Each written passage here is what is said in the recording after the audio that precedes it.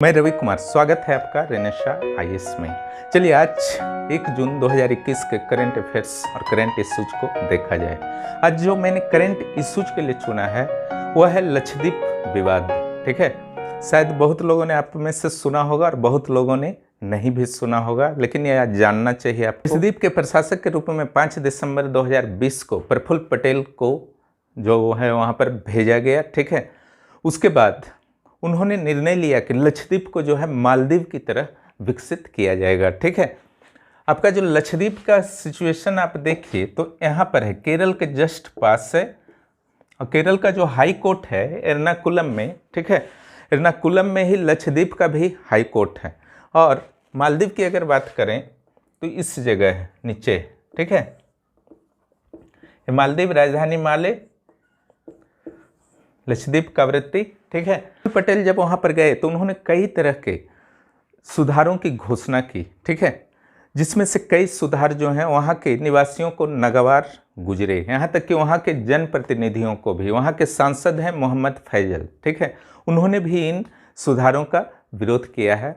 तो ये जो आपका सुधार के संदर्भ में जो बात आई है तो अभी ड्राफ्ट के रूप में है। ठीक है, प्रारूप आया है, अभी फाइनल नहीं हुआ है। ड्राफ्ट जारी किया गया, उसमें पहला जो था बीफ पर रोक। ठीक है, वहाँ बीफ पर रोक नहीं था। ऐसे अनेक राज्यों में रोक नहीं है भारत में। ठीक है, कुछ राज्यों में रोक भी है। दूसरा जो था गिरफ्तारी, अगर एंटी सोशल रेगुलेशन एक्ट के तहत कोई भी व्यक्ति जो है कोई भी अपराध करता है तो उसकी गिरफ्तारी हो सकती है और 1 साल के लिए उसे जेल में रखा जा सकता है। तीसरा जो विवादित है कि 2 बच्चे से अधिक होंगे तो पंचायत के चुनाव लड़ ही नहीं सकते हैं। ठीक है, ऐसे भी वहाँ तो विधानसभा है नहीं, प्रतिनिधित्व के नाम पे एक पंचायत ही है। ठीक है, और 2 बच्चों का रूल जो है कुछ कुछ राज्यों में है। ठीक है, राजस्थान जैसे राज्यों में, लेकिन अगर आप पूरे इंडिया की बात कीजिए तो अभी ऐसा कुछ यहाँ पर लागू नहीं है। मैं जो पॉइंट्स साथ में बोलते जा रहा हूँ उसको भी ध्यान दीजिएगा। ठीक है, तीसरा जो है भूमि अधिग्रहण से संबंधित कुछ आदेश जारी हुए हैं। ठीक है, कि कोई भी क्षेत्र को, लक्षद्वीप के किसी भी क्षेत्र को जो आपका प्लानिंग एरिया घोषित किया जा सकता है और वहाँ पर भूमि अधिग्रहण किया जा सकता है। ठीक है, तो उद्देश्य जो है प्रफुल्ल पटेल का, उनके पक्ष को पहले समझ लेते हैं। प्रफुल्ल पटेल का कहना है कि इसे मालदीव की जगह तरह जो हम लोग डेवलप करेंगे। यहाँ 50 मीटर चौड़ी चौड़ी सड़कें बनेगी, इमारतों का जाल बिछेगा। ठीक है, पर्यटन केंद्र के रूप में विकसित किया जाएगा, इसलिए भूमि जो है जरूरी है। ठीक है, तो भूमि अधिग्रहण को इस तरीके से सेटिस्फाइड किया गया। ठीक है, और तब उन्होंने यह भी डिसीजन लिया कि किसी भी सरकारी सेवा में और चुनाव वगैरह, पंचायत चुनाव वगैरह में महिलाओं को 50% तक आरक्षण दिया जाएगा। ये सब ड्राफ्ट के रूप में भी है। तो सब जो डिसीजन लिए सब विवाद का कारण बन गया है। ठीक है, और इसके पीछे जो बताते हैं, एक तो विकास को उन्होंने बताया, दूसरा इनका कहना है पिछले 1.5-2 महीने कुछ ऐसी गतिविधियां पकड़ी गई हैं। ठीक है, जो अवैध हैं, जैसे लगभग 500 करोड़ रुपए का अफीम पकड़ा गया समुद्री तटों पर, AK-47 पकड़ा गया। ठीक है, गांजा का व्यापार जो है चरम पर है। और प्रफुल्ल पटेल का कहना है कि ये जो नए सुधार हुए हैं, नए कानून वगैरह लाए जा रहे हैं, इससे उन लोगों को प्रॉब्लम है जो गैर कानूनी गतिविधियों में लिप्त हैं। ठीक है, इधर वहाँ के जनप्रतिनिधि जो सांसद हैं मोहम्मद फैजल और वहाँ के नागरिकों का कहना है कि जैसा डर का माहौल अभी लक्षद्वीप में है वैसा कभी नहीं रहा था। ठीक है, ये छोटा सा द्वीप है, यहाँ पर सभी अमन शांति और चैन से रहते थे। यहाँ पर अपराध की दर भी काफ़ी कम है। ठीक है, इसलिए ऐसे कानूनों की ज़रूरत नहीं थी। खान पान, रहन सहन में इस तरीके का जो है हस्तक्षेप उचित नहीं है। बीफ जो है वहाँ का एक महत्वपूर्ण भोज्य पदार्थ है, इसे नहीं रोका जा सकता है, क्योंकि मिड डे मील स्कीम के अंतर्गत भी वहाँ पर बीफ चला करता था, उसे पहले ही रोक दिया गया है। और इस तरीके से गिरफ्तारी कर 1 साल के लिए नहीं रखा जा सकता। और अगर आपको सड़कें और इमारतें भी बनानी भी हैं तो लोगों की थोड़ी सहमति भी ले लेनी चाहिए। इस मुद्दे पर प्रफुल्ल पटेल का कहना है, इसीलिए तो ड्राफ्ट जारी किया गया है ताकि लोगों का सलाह लिया जा सके। चारों कानूनों को समझ गए होंगे जो लागू किया गया है। ठीक है, चाहे गिरफ्तारी से संबंधित हो, बीफ से संबंधित हो, भूमि अधिग्रहण से संबंधित हो, या 2 बच्चों के चुनाव, 2 बच्चों से अधिक होने पर चुनाव पर रोक से संबंधित हों, इस ड्राफ्ट के रूप में है। ठीक है, अगर मैं अपना विचार रखूं, ठीक है, तो निश्चित रूप से जो चुनाव वाला मामला है उसको जो है बहुत उचित नहीं कहा जा सकता, क्योंकि पूरे देश में जब तक लागू नहीं होगा तो एक छोटे से द्वीप में आप क्यों लागू कर रहे हैं, ठीक है। ऊपर से वहाँ पर जो है आपका जनप्रतिनिधित्व की बहुत ज़्यादा संभावनाएं नहीं हैं। एक सीट जो आपका दिया गया है संसद के लिए दिया गया है, ठीक है। उसके अलावा पंचायत ही एक ऐसा माध्यम है जहाँ से वे अपने प्रतिनिधि के रूप में, जनता के प्रतिनिधि के रूप में वहाँ के लोग, कुछ लोग जो हैं वर्क कर सकते हैं, तो ये गलत है, ठीक है। अब भोजन के मामले में निश्चित रूप से हस्तक्षेप करना शायद उचित नहीं है, क्योंकि वहाँ पर 96% आबादी जो है मुस्लिम है, ठीक है। और जहाँ तक डेवलपमेंट की बात है तो डेवलपमेंट तो बहुत अच्छा है, स्वागत के योग्य है, लेकिन वहाँ के 70,000 जनसंख्या है, छोटे छोटे द्वीप हैं, ठीक है। तो उन छोटे छोटे द्वीपों में आप लंबे लंबे रोड तो नहीं बना सकते हैं, ठीक है। तो वहाँ की जन सहमति और जन भागीदारी से ही उचित होगी कि कोई भी निर्णय लिया जाए। और गिरफ्तारी से संबंधित एक्ट, अगर कोई भी अफीम, गांजा वगैरह AK-47 टाइप का कारोबार व्यापार में है तो उनके लिए स्पेशली ज़रूर कानून बने, लेकिन आम जनता के लिए नहीं। उनको किसी भी तरह की परेशानी नहीं होनी चाहिए। हालांकि जो प्रशासक हैं प्रफुल्ल पटेल, उन्होंने खुद ही कहा है, ठीक है, कि निर्दोष लोग जो हैं, जो आम जनता हैं, उन्हें किसी तरह की कोई भी डरने की ज़रूरत नहीं है। और इसलिए भी महत्वपूर्ण हो जाता है लक्षद्वीप और अंडमान निकोबार जैसे द्वीप हमारे जो हैं, एक तो भारतीय मुख्य भूमि से वे दूर हैं, ठीक है, और दूसरा रणनीतिक दृष्टिकोण से ये काफ़ी महत्वपूर्ण है। अगर किसी भी तरह का वहाँ असंतोष होता है, ठीक है, अशांति होती है, तो भारत के लिए बहुत ही एक समझिए कि समस्या बन जाएगा। इसलिए वहाँ पर कोई भी डिसीजन बहुत ही सोच समझकर भारत सरकार को और वहाँ की जो प्रशासक हैं प्रफुल्ल पटेल, उनको जो है बहुत ही सोच समझकर डिसीजन लेना होगा। एक बहुत ही इम्पोर्टेंट मुद्दा था। पेपर में आपका आया था सेंट्रल विस्टा प्रोजेक्ट से रिलेटेड, ठीक है। सेंट्रल विस्टा प्रोजेक्ट जो है रायसीना हिल जो वहाँ पर है आपका दिल्ली में, जहाँ पर राष्ट्रपति का भवन है, उनका कार्यालय है, संसद भवन आसपास में है, राजघाट है, और जितनी भी महत्वपूर्ण प्रशासनिक क्षेत्र हैं रायसीना हिल के आसपास ही है। कहा जाता है कि रायसीना नामक के जो एक टाइटल वाले कुछ परिवार थे, उन्हीं 300 परिवारों से यह क्षेत्र जो है लॉर्ड इरविन के द्वारा अधिग्रहित किया गया था, ठीक है, और इस क्षेत्र को विकसित किया गया था। तो इसका जो है पुनरुद्धार किया जा रहा है, ठीक है। इसी का नाम है आपका सेंट्रल विस्टा। तो यहाँ पर जो आपका दिल्ली हाई कोर्ट में एक याचिका दायर की गई थी कि वहाँ पर कोरोना से संबंधित जो भी गाइडलाइंस हैं उसका पालन नहीं किया जा रहा है, मजदूरों के प्राण जो हैं खतरे में हैं, इसलिए इस काम को फिलहाल रोक दिया जाए। यह काम जो है 2000 ईस्वी में शुरू हुआ था और इसे 2024 तक फिनिश करना है, लेकिन भारत सरकार ने अपना पक्ष रखा। खास करके जो आपके नगरीय विकास मंत्री हरदीप सिंह पुरी हैं, उन्होंने अपना पक्ष रखा कि ऐसा कुछ नहीं है, पूरी तरह से गाइडलाइंस को पालन किया जा रहा है। तो दिल्ली हाई कोर्ट ने क्या कहा है कि ठीक है, काम जो है जारी रखा जा सकता है, इसको रोकना जो है अब उचित नहीं है। सुप्रीम कोर्ट राजद्रोह से संबंधित धाराओं पर फिर से विचार करने और उसकी पुनर्व्याख्या करने को रेडी हो गया है, क्योंकि हाल के दिनों में कई न्यूज़ चैनल्स और कई लोगों पर राजद्रोह के केस अलग अलग सरकारों के द्वारा लगाए गए हैं, जिसमें जो हाल का मामला आपका है ABN आंध्र ज्योति न्यूज़ चैनल के विरुद्ध जो है आंध्र प्रदेश सरकार के द्वारा राजद्रोह का केस लगा दिया गया था।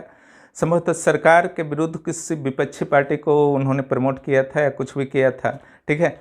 इसलिए राजद्रोह का जो केस है इंडियन पेनल कोड में जो आपका है 124 से और 153 ए, ठीक है, इस पर फिर से विचार करेगा और पुनर्व्याख्या कर देगा सुप्रीम कोर्ट, ताकि इस समस्याएं जो हैं भविष्य में नहीं। मैंने बताया था कि चीन सरकार जो है अपने नागरिकों को, चूँकि उनकी जनसंख्या जो है, जनसंख्या में वृद्ध की संख्या जो है बढ़ती जा रही है, इसलिए अपने नागरिकों को 2 बच्चे की नीति को छोड़कर 3 बच्चे की नीति को अपनाने को कहा था, क्योंकि सरकार ही खुद इजाज़त दे रही थी।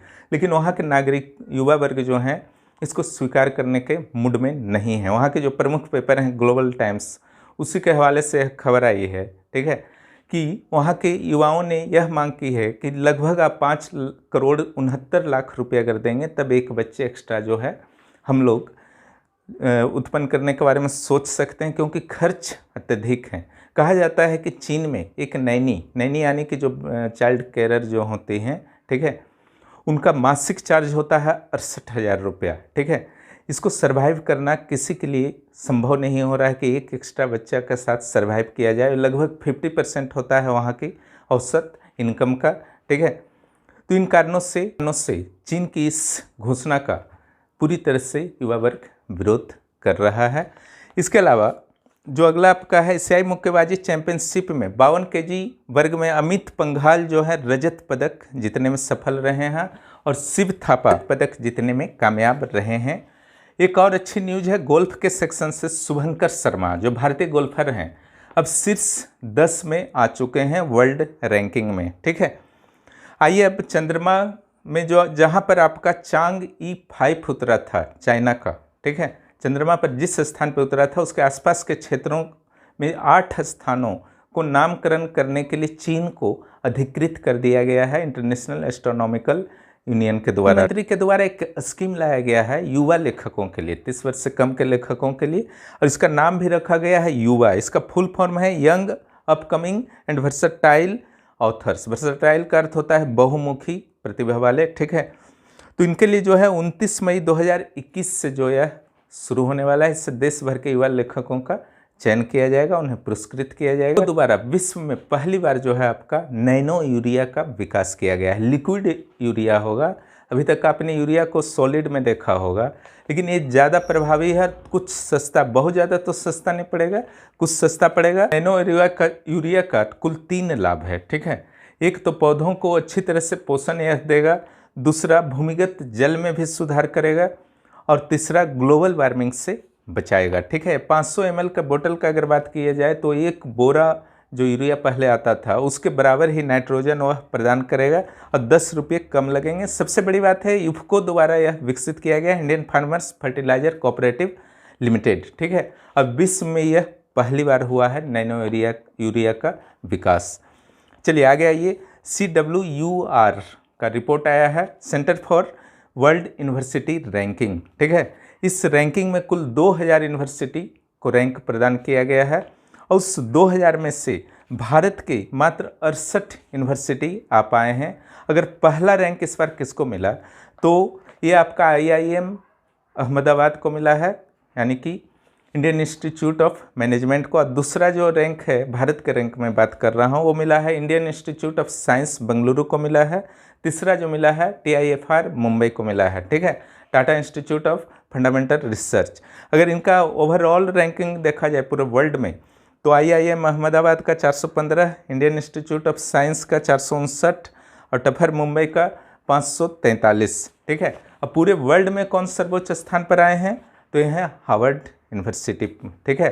दूसरा मैसेच्यूसेट्स इंस्टीट्यूट ऑफ टेक्नोलॉजी और तीसरा स्टैनफोर्ड यूनिवर्सिटी। तीनों USA के हैं टॉप 3 में, ठीक है। भारत के 68 आए हैं और जारी कौन करता है, centre for world university ranking. Clear. चलिए अगले करंट अफेयर्स पर आते हैं। International book of the year award 2021 घोषित कर दिया गया है। यह transformation in times of crisis, ठीक है। किस बुक को मिला है, transformation in times of crisis. इसके राइटर जो हैं नितिन राकेश और जेरी विंड हैं, ठीक है। अब आइए, CRPF के जो डायरेक्टर जनरल हैं कुलदीप सिंह, ठीक है, उन्हीं को जो है NIA का यानी कि नेशनल इन्वेस्टिगेशन एजेंसी का भी डायरेक्टर जनरल बनाया गया है, ठीक है। CRPF की स्थापना 1959 में हुई थी। अब आइए OPV सजग, ठीक है, ये जो है आपका इंडियन कोस्ट गार्ड जिसे ICG के रूप में आप जानते हैं, अजित डोभाल के द्वारा ICG को समर्पित किया गया है। PV का अर्थ होता है ऑफशोर पेट्रोल वेसल, ठीक है। और ये जो बनाया गया है पियार्ड लिमिटेड वास्को डिगामा के द्वारा। अगला जो करंट अफेयर्स है, कॉमन सर्विस सेंटर के द्वारा एग्री सर्विसेज पोर्टल की उद्घाटन किया गया है, ठीक है। क्या नाम है उसका, एग्री सर्विसेज पोर्टल। ये जो होगा आपका एक ही जगह किसानों को बहुत सारी सुविधाएं जो हैं इससे मिलने वाली हैं, विशेष रूप से छोटे और सीमांत किसानों को क्या क्या लाभ मिलेगा। जैसे उनके उत्पाद हैं, ठीक है, उनको बेचना है तो बेच सकते हैं, कृषि यंत्र हो, कृषि से संबंधित कोई भी अन्य आवश्यकता हो वे खरीद भी सकते हैं, यहाँ तक कि भाड़ा पर भी ले सकते हैं। जो भी आपके आईकार के Indian council of agriculture research के जितने भी कृषि विज्ञान केंद्र हैं वहाँ से ये टेली कम्युनिकेशन कर सकते हैं, दूर से पूछ सकते हैं फ़ोन वगैरह करके। कृषि विकास केंद्र कुछ झारखंड में भी है कि यहाँ पर हमारा जो है कृषि में सब प्रॉब्लम है, कृपया करके सॉल्व करें, तो वहाँ से सॉल्व मिल जाएगा। लोन और इंश्योरेंस का फैसिलिटी में भी आपका ये सपोर्ट करेगा छोटे और सीमांत किसानों को। और इसके अलावा किसान क्रेडिट कार्ड हो या फसल बीमा योजना हो या आपका किसान सम्मान निधि योजना हो, प्रधानमंत्री किसान सम्मान निधि योजना हो या प्रधानमंत्री किसान मानधन योजना हो, इस संबंध में भी जो जो योग्य किसान होंगे उनको इसी पोर्टल के माध्यम से सारी योजनाओं का लाभ मिल जाएगा। किसान सम्मान निधि में क्या है, 2,000 रुपया में 3 बार जो है आपका किसानों को 2,000 रुपया भेजा जाता है। और जो मानधन योजना है इसमें जो है 60 ईयर्स के जब किसान हो जाएंगे इस योजना के अंतर्गत जो भी किसान है तो उनको 3,000 रुपये प्रति माह जो है आपका पेंशन। ऐसे अनेक बच्चे हैं जिनके या तो माता या पिता या दोनों जो है कोविड-19 के शिकार हो चुके हैं और वे अनाथ हो चुके हैं। ठीक है, उनके लिए कई तरह की घोषणाएं की जा रही हैं अलग अलग राज्यों के द्वारा, केंद्र के द्वारा भी। इसी क्रम में national commission for protection of child rights, ठीक है, जिसे NCPCR शॉर्ट में कहा जाता है, इसी NCPCR के द्वारा कोविड केयर जो है आपका एक पोर्टल जो है आपका बनाया गया है, उसी के अंडर में है बाल स्वराज। इसी के अंतर्गत जो है आपका उन बच्चों को सहायता प्रदान की जाएगी जो अनाथ हो चुके हैं या माता या पिता में किसी एक को खो चुके हैं। उनकी आर्थिक स्थिति जो है खराब हो सकती है, उनकी पढ़ाई लिखाई जो है खराब हो सकती है।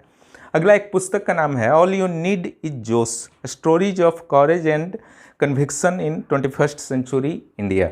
इसमें जो है 30 छोटी छोटी कहानियों का संकलन है और इसके जो राइटर हैं वो सुप्रिया पॉल हैं। ठीक है, अगला जो है 31 मई को प्रत्येक वर्ष आपका विश्व तंबाकू दिवस मनाया जाता है। ठीक है, ये आप लोग जानते ही होंगे। इसका थीम को ध्यान से सुन लीजिए, कमिट टू क्विट। ठीक है, यानी कि हम एनी हाउ छोड़ेंगे। अगर कोई भी है, अगर आपका तंबाकू से रिलेटेड किसी भी तरह का व्यसन है तो उसको छोड़ना है। बहुत ही इंपॉर्टेंट चीज़ पर हम लोग बात करते हैं, जो वर्ल्ड हेल्थ ऑर्गेनाइजेशन है उसके द्वारा जो कोविड-19 के अलग अलग वेरिएंट पाए गए हैं अलग पूरे विश्व में, ठीक है, उसका नामकरण किया गया है यूनानी जो वर्णमाला के अक्षरों के अनुसार। ठीक है, तो इसमें जो है सबसे पहले हम लोग भारत का समझ लेते हैं। इसका डिटेल नाम मैं बता देता हूँ। भारत का जो है B16171 डेल्टा और दूसरा भारत का है 16171 कप्पा।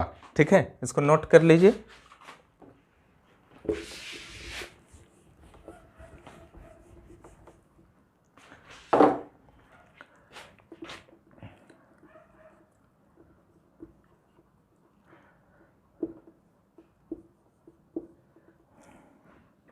(617.1 डेल्टा इंडिया का है। ओके, दूसरा जो इंडिया का है कुछ क्षेत्रों में ज़्यादा ये पाया गया है। ओके, डेल्टा वाला 1.617.1 कप्पा। क्लियर, ये दोनों को याद रखिएगा, इंपॉर्टेंट है, JPSC में भी आ सकता है। इसके साथ साथ अगर ब्रिटेन का बात करें तो उसका नाम अल्फ़ा रखा गया और इस टाइप का कुछ कुछ लेटर्स भी है, उसका टेंशन नहीं लेना है, केवल अल्फ़ा बीटा थीटा जो है आपको याद कर लेना है। साउथ अफ्रीका का बीटा है और गामा है, दो टाइप का वहाँ वेरिएंट है। बीटा गामा किसका है? South Africa. डेल्टा और कप्पा किसका है? इंडिया। अल्फ़ा किसका है? ब्रिटेन का है। और ब्राज़ील का है जिट्टा। ठीक है, जी लगा ही हुआ है, जिससे जिट्टा आपको याद हो जाएगा। फिलीपींस का है थीटा। ठीक है, और अमेरिका का है लोटा। ठीक है, ये सब जो है आपका ग्रीक जो आपका अल्फ़ाबेट्स हैं। ठीक है, इसमें कंफ्यूज नहीं होना है।